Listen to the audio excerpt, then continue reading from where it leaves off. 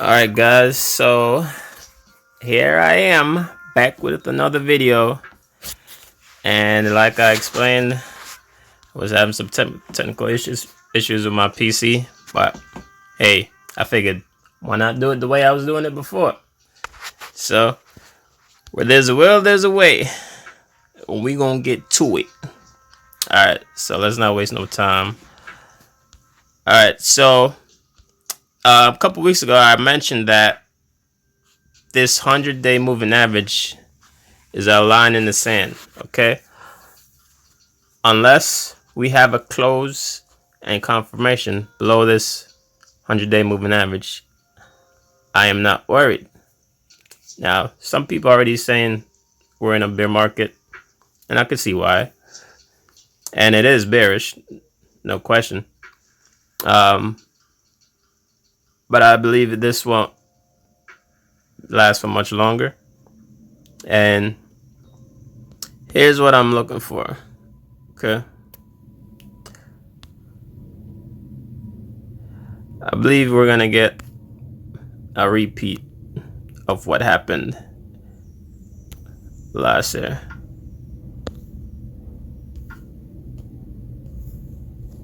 See this area right here?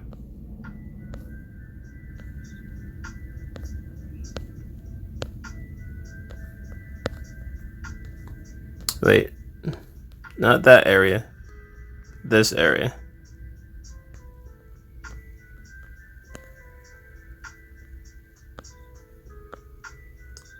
This is a weekly time frame, okay? So going back to April of last year, this was like 12 weeks of trading. Let me see. 1, 2, 3, 4, 5, 6, 7, 8, 9, 10. Yeah, if you count this first bearish candle. 1, 2, 3, 4, 5, 6, 7, 8, 9, 10.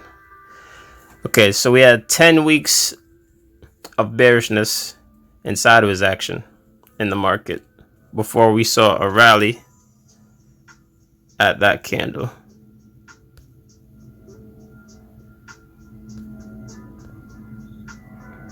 At that candle right there.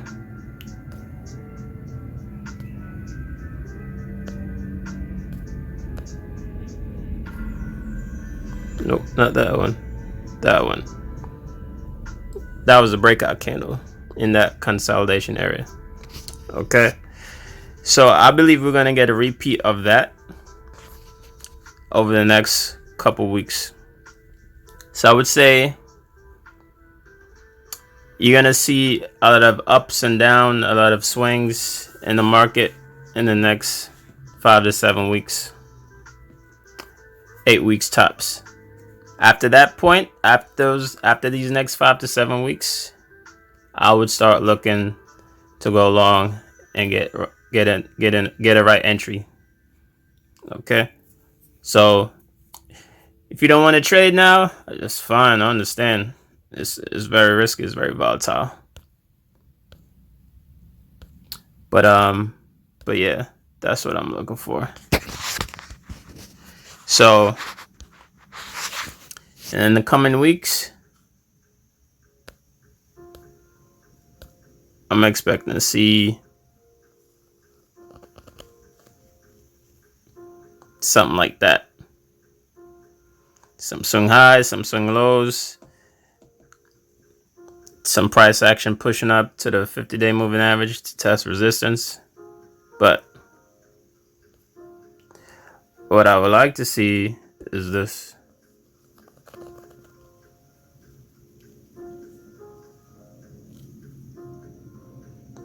That's what I would like to see. And if we get to this point where Bitcoin reaches, let me change the color. If we get to this point where Bitcoin can push over 50K and close above 53,000, that would be perfect. That would be ideal. That would give the market a lot of confidence. That will give retail traders a lot of confidence that we're moving back up.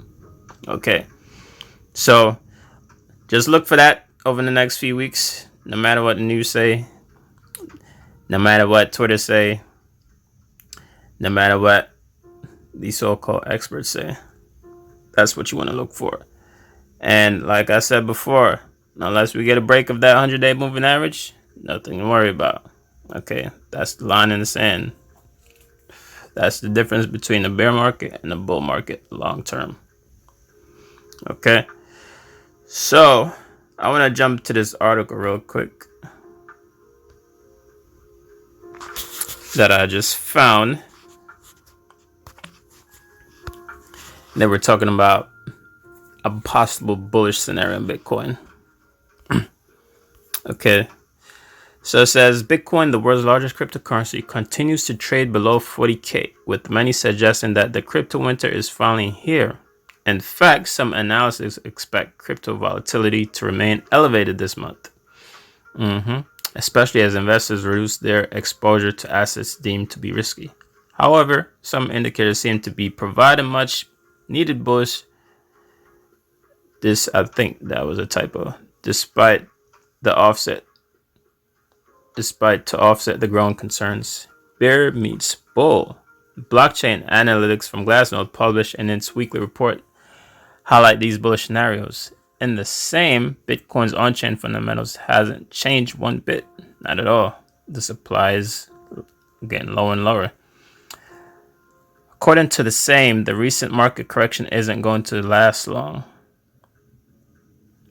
First of all, the report underlined the narrative using the illiquid supply of Bitcoin metric. Over the recent past, the metric has grown on the charts despite the market depreciation. And this is a big takeaway. Interestingly, okay, sorry for that. Interestingly, prices in the market are declining while illiquid supply is in a marked uptick bullish. This week alone, over 0.27% of the supply was moved from a liquid to an illiquid state with a macro bearish backdrop. This does not raise the question as to whether a bullish supply divergence similar to May-July 2021 effect, which is the time period that I just pointed out on the chart. So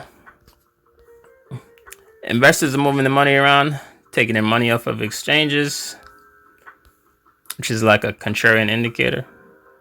But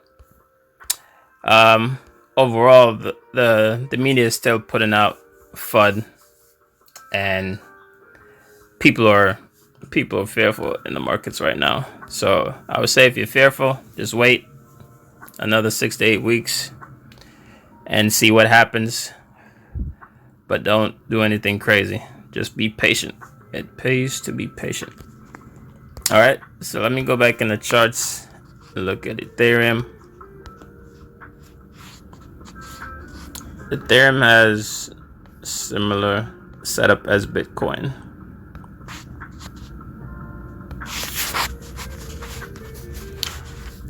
Surprisingly enough, it's managed to remain well above the 100-day moving average despite the recent sell-off. I mean, look at that. Look at that nice uptrend. Ethereum's chart looks a lot neater than Bitcoin's and XRP's. I would say that. So this is the second week that we have of this is a weekly time frame. So this is the second week we're having of positive bullish price action. So let me go to the daily. So remember last week what I said was I wanted to see a close above the daily time frame. I wanted to see a close above the 10-day moving average and then a pullback. Okay. So I think this candle right here, I think that's what we're having. I think that's what we're having right now. So we're gonna see what happens next couple of days. But we got the rally. We hit the 20-day moving average, and I'm expecting to see something like this.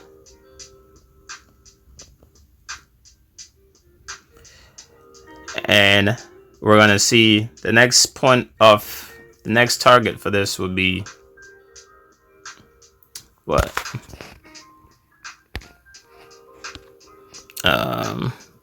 The next target for this would be 3,200,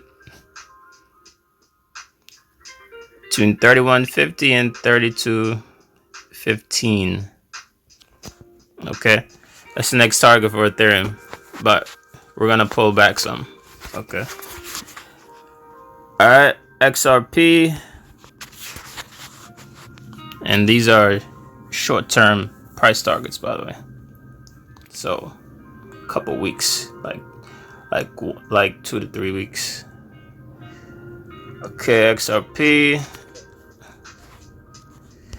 Let me go on the daily time frame. How does it look on the weekly? Okay, so similar to Bitcoin, it's managed to stay above the 100-day moving average.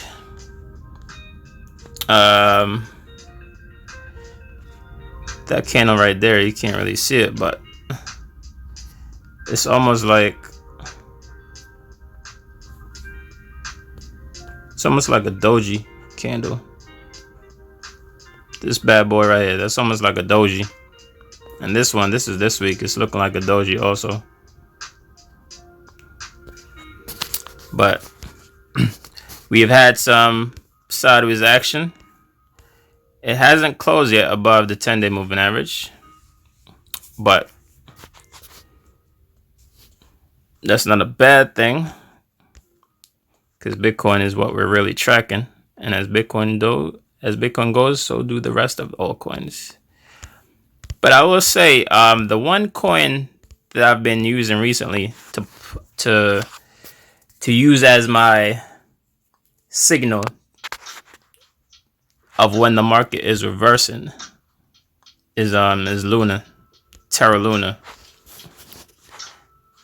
Now this is a company that's based in Asia, and you know the Asian market, they open up way before the US does. They're like 12 to 15 hours ahead. Could be wrong, but they're at least half a day ahead of the US market. And Luna tends to move,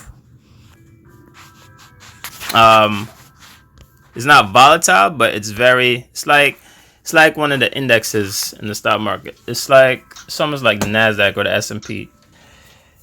When it moves, and it's very decisive. Unlike it's like the opposite of XRP. It's very decisive on on where it goes. Whether if it's going up, it goes up. If it's going down, it's going down.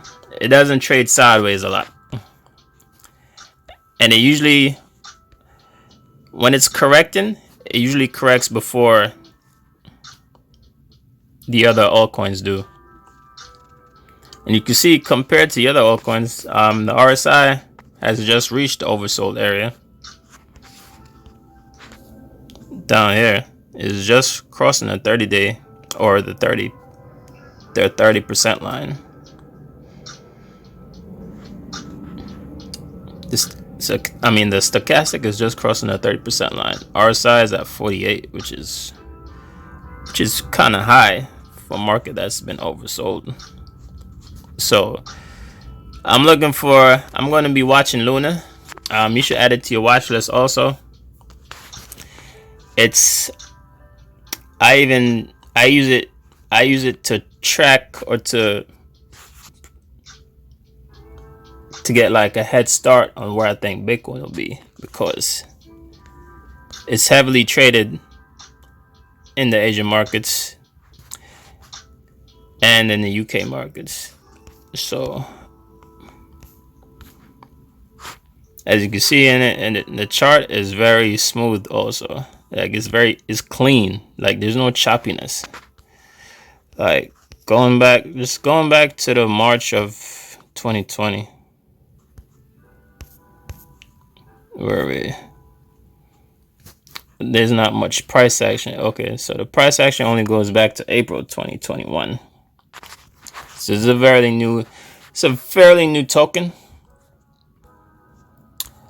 But hey, let's just start in July. Look at where it went. It went from 6,000 change, and just look how smoothly it moves. It rallies up, comes down, rallies up, came down to the 20,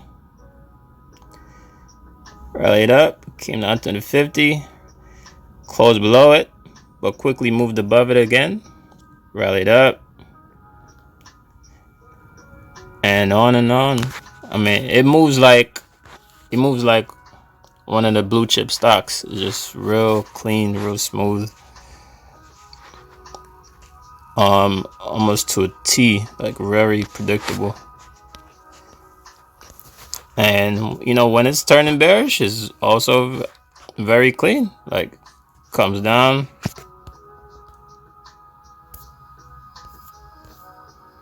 right here in December, rallied up, and then December is when we started to have the new down market, or the new downtrend.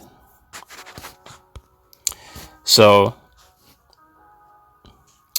this is something I would suggest everyone start paying attention to and use it. Study it, do some back testing, and see if it can help in your trading. But it's definitely has been assisting me in knowing when to enter and exit the market. So that's something I'll be watching very closely. On the weekly time frame, you can't really see the 100-day moving average because the price action doesn't go back that much farther, and this is on MT4, so that's another reason also. If I was on TradingView, I could probably see more. But yeah, it's still oversold. On the forward time frame, we're starting to get a pullback, similar with other altcoins. But yeah, guys, just that's what I'm looking for. So that is it. I think I covered everything I wanted to cover. Be sure to follow TMIG on Instagram. That's TMIGCrypto. And if you guys have any questions, leave it below this video. It should be on YouTube very soon.